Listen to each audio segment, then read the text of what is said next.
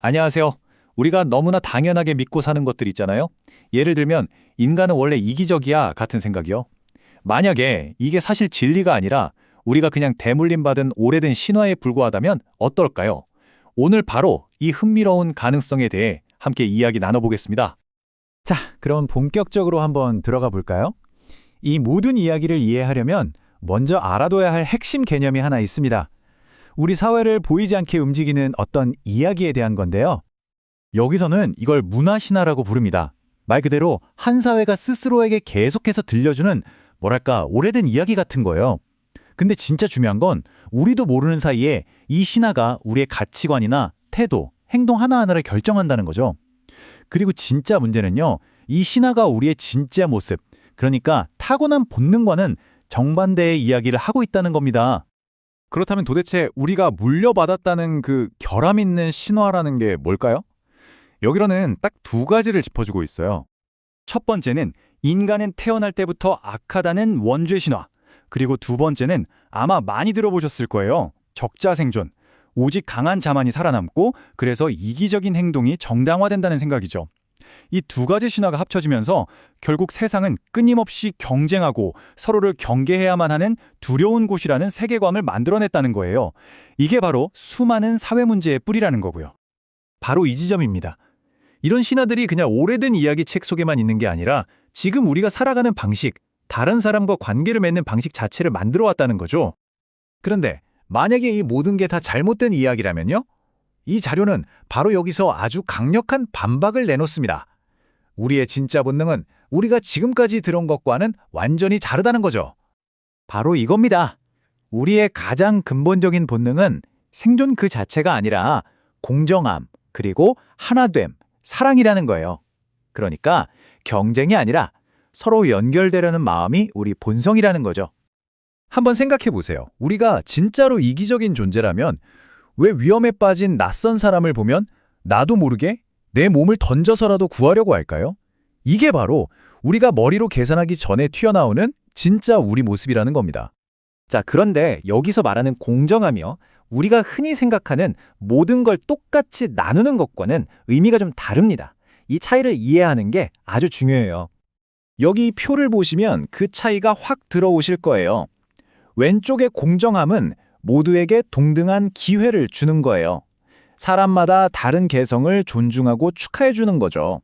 반면에 오른쪽의 평등, 즉 동일함은 모두가 똑같은 결과를 가져야 한다는 것에 가까워요. 이건 오히려 부자연스럽고 각자의 성장을 방해할 수도 있다는 겁니다. 우리의 진짜 본능이 원하는 건 후자가 아니라 바로 전자, 공정한 기회라는 거죠. 이게 사회 전체로 확장되면 어떤 그림이 그려질까요? 바로 모두의 기본적인 생존이 보장되는 사회, 그래서 더 이상 살아남기 위해서 아등바등 경쟁할 필요가 없는 사회를 만드는 게 목표가 되는 거죠. 그래야만 비로소 각자가 진정으로 자기 자신을 발전시키고 창조적인 삶을 살아갈 자유를 누릴 수 있으니까요. 자, 그럼 이제 이 개념들을 우리 삶에 가장 가까운 영역, 바로 사랑과 결혼에 한번 적용해 볼까요? 진정한 사랑에는 어떤 조건도 어떤 요구사항도 없다는 겁니다. 만약 당신이 이렇게 해준다면 사랑할게 같은 조건이 붙은다면 그건 사랑이 아니라 사랑의 모조품일 뿐이라는 거죠. 이 자료는 전통적인 결혼 서약이 바로 이런 실수를 저지른다고 지적해요. 사랑에 조건을 붙여서 이 신성한 약속을 하나의 거래처럼 만들어버린다는 겁니다. 그러니까 핵심은요, 단순히 서약서에 적힌 글자 몇 개를 바꾸는 게 아니에요. 그 서약 뒤에 깔린 우리의 기대, 그 생각의 바탕 자체를 완전히 뒤집어야 한다는 거죠. 자, 그럼 대안은 뭘까요? 이 자료에서 정말 멋진 예시를 하나 보여주는데요. 바로 새롭게 디자인된 결혼 서약입니다. 가장 먼저 바뀌는 건 바로 관점이에요. 결혼을 더 이상 해야만 하는 의무로 보는 게 아니라 두 사람이 함께 성장할 수 있는 엄청난 기회로 보는 거죠. 어떤 기회냐면요.